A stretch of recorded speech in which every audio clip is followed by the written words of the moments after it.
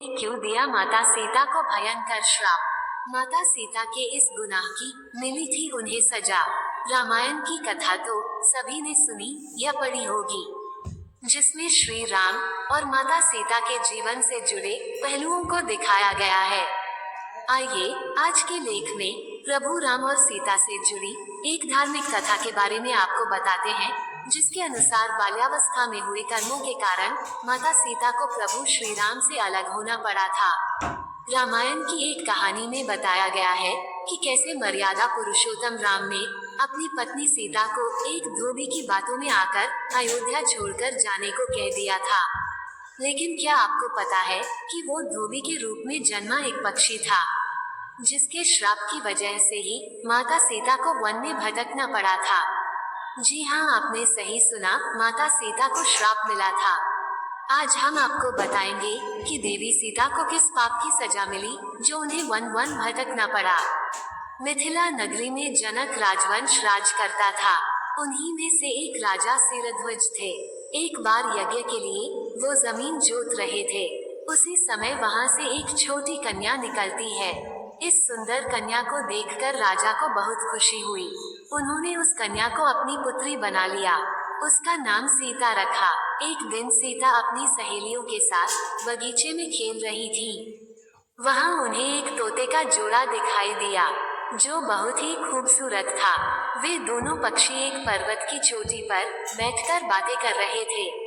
पृथ्वी पर श्री राम नाम से विख्यात एक बड़े सुंदर राजा होंगे। उनकी महारानी का नाम सीता होगा। श्री राम सीता के साथ कई वर्षों तक राज्य करेगी। धन्य है वे जानकी देवी और धन्य है वे श्री राम। तोते की ऐसी बातें सुनकर सीता ने सोचा कि ये दोनों तो मेरे ही बारे में बातें कह रहे हैं। इन्हें पकड़कर मैं इनसे अपने जीवन से जुड़ी सारी बातें पूछ सकती हूँ। इसलिए उन्होंने अपनी सहेलियों से उन दोनों पक्षियों को पकड़कर लाने को कहा। उनकी सहेलियां उस पर्वत पर गईं और दोनों पक्षियों को पकड़कर ले आईं। माता सीता उन पक्षियों से कहती हैं कि तुम दोनों बहुत सुंदर हो, देखो, डरो नहीं, मैं तुम्हें कोई नुकसान नहीं पहुंचाऊंगी। तुम बस मुझे ये बताओ कि तुम कौन हो और कहां से आए हो। राम कौन है और सीता कौन है, तुम्हें उनके बारे में कैसे पता है। माता सीता के पूछने पर दोनों पक्षी बताते हैं कि एक बहुत विख्यात महर्षि वाल्मीकि हैं। हम दोनों उन्हीं के आश्रम में रहते हैं। महर्षि ने रामायण नाम का एक ग्रंथ लिखा है, जिसका पाठ उन्होंने अपने शिष्यों को भी कराया है। उन पक्षियों ने सीता को ये भी बताया कि इस ग्रंथ में महर्षि वाल्मीकि ने बताया है कि महर्षि ऋष्यशृंग के द्वारा किए गए पुत्रेष्टि यज्ञ से प्रसन्न होकर भगवान विष्णु अर्थात राम, लक्ष्मण, भरत और शत्रुघ्न, ये चार मानव शरीर धारण कर पृथ्वी पर जन्म लेंगे। बड़े होने पर श्री राम महर्षि विश्वामित्र और अपने छोटे भाई लक्ष्मण के साथ हाथ में धनुष लिए मिथिला आएंगे और शिव जी के धनुष को तोड़कर सीता से विवाह करेंगे। फिर उस पक्षी के जोड़े ने कहा, हे सुंदरी, हमने तुम्हें सब कुछ बता दिया, अब हमें छोड़ दो, हम जाना चाहते हैं। पक्षियों की बातें सुनकर माता सीता के मन में और भी बातें जानने की इच्छा हुई।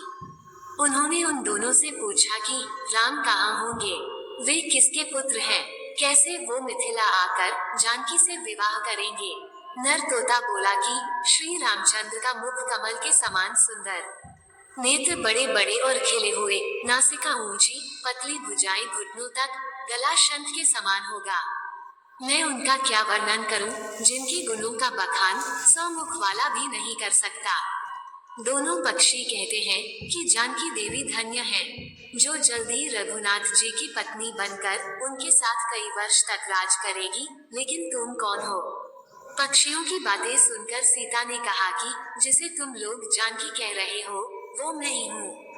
माता सीता उन्हें कहती है कि मैं तुम दोनों को तभी छोड़ूंगी जब श्री राम यहाँ आकर मुझसे विवाह करेंगे। तब तक तुम दोनों आराम से मेरे घर में रह सकते हो।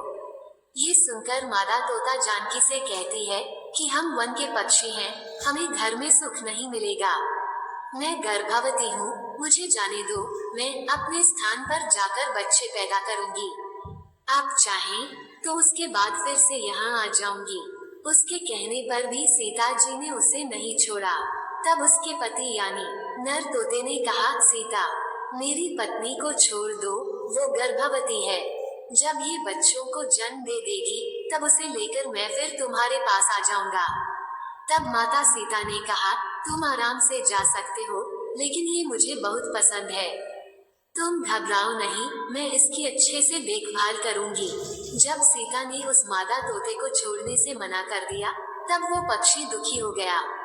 पक्षी दोबारा सीता जी से निवेदन करता है कि मैं अपनी पत्नी के बिना जिंदा नहीं रह सकता, इसलिए इसे छोड़ दो। माता सीता, तुम बहुत अच्छी हो, मेरी प्रार्थना मान लो।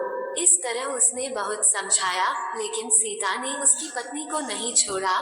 तब मादा पक्षी ने क्रोध में सीता को श्राप दिया कि अरे, जिस प्रकार तू मुझे इस समय अपने पति से अलग कर रही है, वैसे ही तुझे भी स्वयं गर्भवती की अवस्था में श्री राम से अलग होना पड़ेगा। कुछ दिन बाद पति से बिछड़ने के दुख में मादा पक्षी के प्राण निकल गए। पत्नी की मौत हो जाने पर नर पक्षी दुखी हो गया। फिर वो सीता जी से बोला कि मैं मनुष्यों से भरी श्री राम की नगरी अयोध्या में जन्म लूंगा। मेरे ही कारण तुम्हें पति के वियोग का दुख उठाना पड़ेगा। ये कहकर वो वहाँ से उड़ जाता है। कुछ साल बाद उसका जन्म अयोध्या में धोबी के घर हुआ। उस धोबी के कारण ही सीता जी का अपमान हुआ। उन्हें अपने पति श्री राम से अलग होना पड़ा। उस तोते का श्राप ही सीता जी के पति श्री राम से बिछड़ने का कारण बना। इसलिए जब माता सीता गर्भवती थी तो उन्हें भी पति से दूर वन में रहना पड़ता है। तब माता सीता महर्षि वाल्मीकि के आश्रम पहुंची और वहां उन्होंने लवकुश को जन्म दिया। आपने अक्सर लोगों को कहते सुना होगा कि हमें हमारे कर्मों का फल हमें यही मिलता है। इस कहानी से ये बात सिद्ध भी हो जाती है कि कर्म के फल से कोई भी नहीं बच सकता, फिर चाहे वो भगवान राम हो या सीता। सभी को अपने कर्मों का फल भोगना पड़ता है। देवी सीता के वियोग की अन्य कथा भी है। देवी सीता के वियोग की कथा अन्य पुराणों में ये भी मिलती है कि उनका संबंध देवर्षि नारद से माना जाता है। कथा के अनुसार एक बार नारद जी को अभिमान हो गया था कि कामदेव भी उनकी तपस्या और ब्रह्मचर्य को भंग नहीं कर सकते। उन्होंने यह बात अभिमान में शिव जी के बाद श्रीहरि को बताई। तब श्रीहरि ने सोचा कि नारद को इस बात का घमंड हो गया है, जो कि सही नहीं है। इसके लिए उन्होंने एक योजना बनाई और माया रची। जैसे ही श्रीहरि से प्रणाम करके नारद मुनि आगे बढ़े, तब उनको एक भवन दिखाई दिया, जहां राजकुमारी विश्वमोहिनी को देखकर वह मोहित हो गए। ये सब एक माया थी। राजकुमारी का रूप नारद जी का तप भंग कर चुका था और वह राजकुमारी को पाने के लिए भगवान विष्णु की शरण में पहुँचे और कहा कि हे प्रभु, आप मुझे अपना श्रीहरि का सुंदर रूप दे दीजिए। तब भगवान ने कहा कि हे नारद जी, ऐसा न हो कि आप इस रूप को लेकर बाद में पछताएं। दरअसल नारद जी राजकुमारी का रूप देखकर भूल गए थे कि उनका एक रूप वानर का भी है। तब उन्होंने वही रूप नारद जी को दे दिया। जब नारद जी राजकुमारी के स्वयंवर में पहुँचे, तब पूरी सभा बंदर वाले मुख को देखकर हंसने लगी और राजकुमारी ने भी मुख को देखकर वरमाला नहीं पहनाई। तब नारद जी ने सोचा कि आखिर सभी मुझे देखकर हंस क्यों रहे हैं और राजकुमारी ने मुझे माला क्यों नहीं पहनाई। तभी भगवान विष्णु सभा में पधारे और राजकुमारी ने उनको माला पहना दी। तब उन्होंने पानी में अपना मुख देखा और वानर वाला मुख देखकर क्रोधित हो गए और क्रोध में उन्होंने भगवान